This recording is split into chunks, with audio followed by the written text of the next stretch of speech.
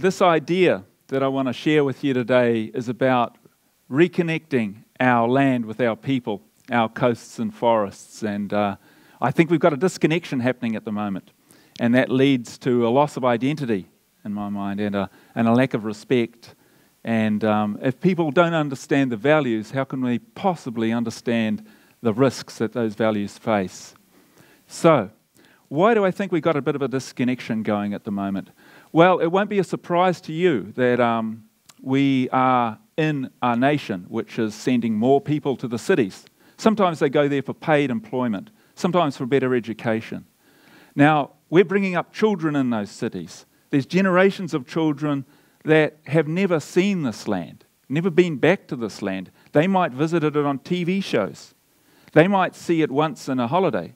It's a pretty sort of superficial engagement. They don't get to hear the stories of that land, nor do they hear the history of that land. And I'm afraid that a good portion of our population is heading that way. Now, when it comes to seeing the values of our land, we've got a whole lot. And wouldn't it be great if our children could actually engage with this in a more meaningful way? The thing is, though, that all these values, all these natural values around us on the coast, they face some environmental threats. And we know the story about possums, and a few of us know the story about stoats more and more because they kill our young kiwi, and they're the kind of cause of our declining kiwi populations. And more recently, in recent years, we've had this terrible thing called kauri dieback, which is affecting all of our kauri trees. Now, we've got one group that's kind of a bit disengaged. Maybe they're sitting in cities. They can't engage. On the other hand, we've got a group that really craves our forests. They want forest walks every day. We only have to look at the Waitakaris in Auckland. Tens of thousands of visitors each weekend want to go and see that forest. When they do, they risk spreading kauri dieback disease. What are we going to do with them? A rahui is placed on parts of that forest. They're not allowed in there. Where are they going to go now? Those public places are getting increasing pressure. We're seeing that right up our coastline. The Walking Access Commission reports on its website 2 million visitors a year want to see a kauri forest, and that's increasing.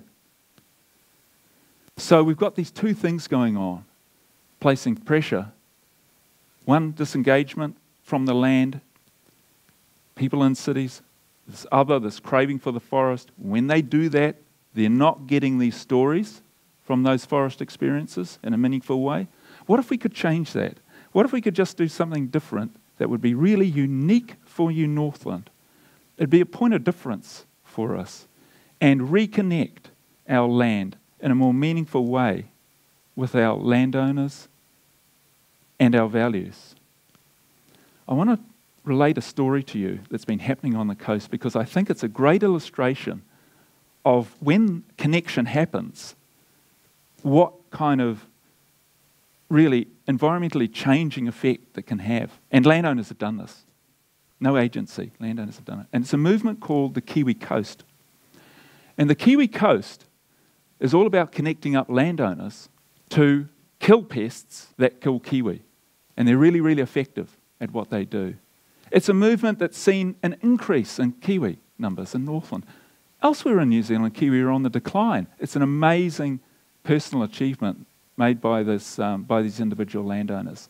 One of the things that this movement has is these trusted trappers. What if we could use this example, and instead of public places being kind of pressured by all these people, what if we could open up private land for public access? And I want to explain how that could happen. If we opened up private land on our coast, can you imagine the diversity of landforms that would arise? Every property is different. Every landowner has a different story about what they've done to restore the land. Think about if we opened up ancient Māori trails, what that would mean for some people. It would be a new experience, something that is not available at the moment, that wouldn't necessarily direct people into forests, but to direct them onto farmland, direct them overlooking forest, direct them onto our rocky shore, and our seascapes. Now, a movement like this requires a network of trail hosts. Trail hosts would know the stories of the land. They would be able to relate the history. They would be hosts. And how would it work in practice? Well, if you had a website, people who wanted to take that journey could register their interest in taking a journey onto private land on the website.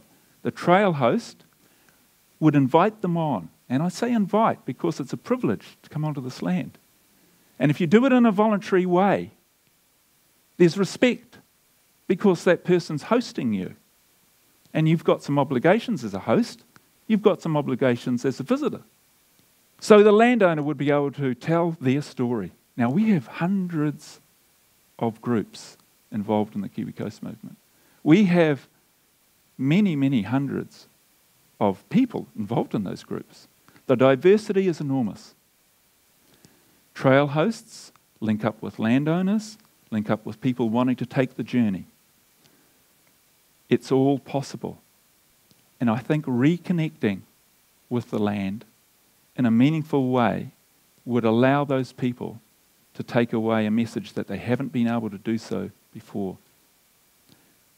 There's no reason why our schools couldn't register their interest in a trail host and taking a walk. What if our children in our local schools were able to walk the land close to them? It's denied to them at the moment. What if those trails were opened up for them? What value would it give to them? It would give enormous value. They might meet some community people. That's how respect is growing. They start to understand the values. They'd feel more welcome about coming back. So, to round off, this is a time I think we need to make this move. It's possible to do this now. There's probably people in this room that could think of themselves as either a host or a trail guide or wanting to take that journey. And I think we've just got to do it.